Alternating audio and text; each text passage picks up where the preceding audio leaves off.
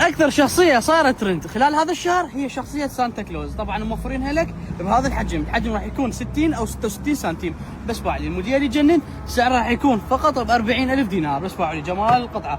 راح تجي شاكيت بابا ملابسه كامله، بجامه، باع الشغل، باع الترتيب، باع شنو شايل؟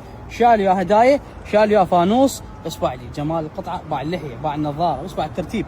موديل يجنن وسعره مثل ما قلت لكم راح يكون 40,000 دينار. طبعا متوفر بعده اشكال. تعال شوفك الاشكال والموديلات مالته. باعي هذا الموديل الثاني اللي هو راح يكون بهذا الشكل. بس باعي الملابس مالته احلى شيء بيه هي الملابس مالته صدق نازكه ومرتبه. بس باعي الالوان، باعي الابيض.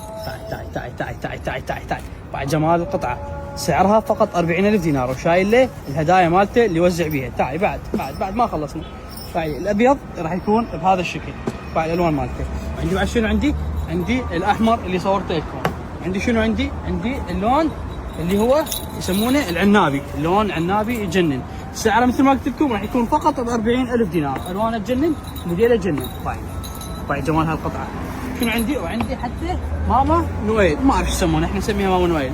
باعي جمالها هي وملابسها مال الطبخ، تقضي عمرها بس تطبخ.